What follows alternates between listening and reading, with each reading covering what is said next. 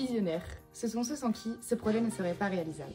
Je m'appelle Lucie Massier, je suis étudiante en école d'ingénieur agronome à Bordeaux et aujourd'hui je vous présente mon projet. Aujourd'hui on peut faire le constat que des contextes nous préoccupent tous tels que le contexte climatique. De plus en plus de personnes sont concernées par le changement climatique, notamment dans le monde agricole. J'ai aussi constaté, notamment en parlant de mon projet, que des préjugés persistaient, notamment sur certains pays d'Afrique et également sur le monde agricole en général, qui est souvent peu connu et mal compris. Visionnaire, c'est un podcast porté par ISF Bordeaux qui a plusieurs objectifs. Partager les initiatives agricoles mises en place pour tenter de tendre vers une souveraineté alimentaire tout en faisant face aux défis climatiques. Le but ici est que les acteurs puissent s'inspirer entre eux, se partager des bonnes pratiques et réadapter des pratiques d'ailleurs sur leur territoire.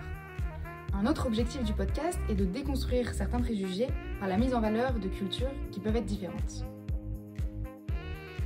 Le podcast s'articulera autour de 3 types d'épisodes. Les épisodes pratiques et techniques, les épisodes éducatifs et les épisodes portraits d'acteurs qui retraceront la vie de personnes inspirantes. Ces différents types d'épisodes viseront différents publics. Les épisodes pratiques et techniques viseront plutôt des personnes qui font partie du monde agricole. Le but ici est que des acteurs tels que des agriculteurs puissent écouter ces épisodes et s'en inspirer pour mettre en place de nouvelles pratiques. Les épisodes que j'appelle éducatifs, quant à eux, viseront un public plus général et serviront notamment à déconstruire les préjugés. Ils regrouperont des témoignages moins pratiques avec plus de discussions et des discussions qui mènent à la réflexion. Le but est que l'auditeur se questionne lorsqu'il écoute ces épisodes. Les épisodes dits portraits regrouperont des témoignages de personnes inspirantes qui pourront raconter leur histoire. En plus du podcast, j'aimerais mettre en place des actions DEXI telles que des expositions immersives.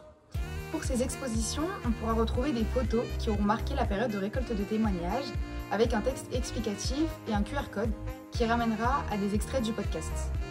Cette façon d'exposer permettra aux spectateurs de regarder la photo et de prendre le temps d'écouter l'extrait du podcast qui va avec cette photo et qui sera en lien avec ce qu'il y a sur la photo.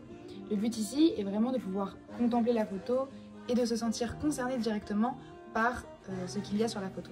Par exemple, si la photo est un portrait d'une personne que j'aurais pu rencontrer, le QR code renverra vers un extrait du podcast, peut-être de l'histoire de cette personne, et cela permettra aux spectateurs de se sentir plus proche de la personne qui est sur la photo.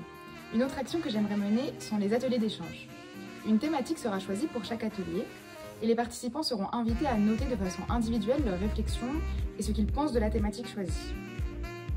Ensuite, les participants seront regroupés et pourront discuter entre eux de leur compréhension du sujet.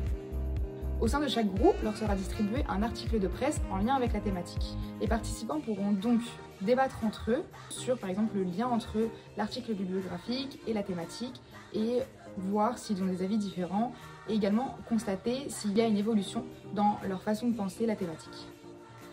Après cette étape, les participants écouteront un extrait du podcast en lien avec la thématique et pourront ensuite redébattre au sein de chaque groupe sur les liens entre l'extrait du podcast écouté et la thématique choisie.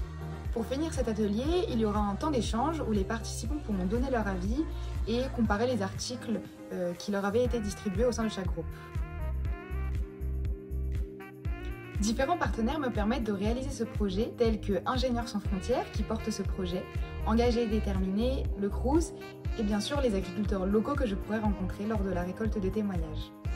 J'ai aussi pris contact avec l'IJBA, l'Institut de journalisme de Bordeaux, afin de pouvoir co-construire le podcast.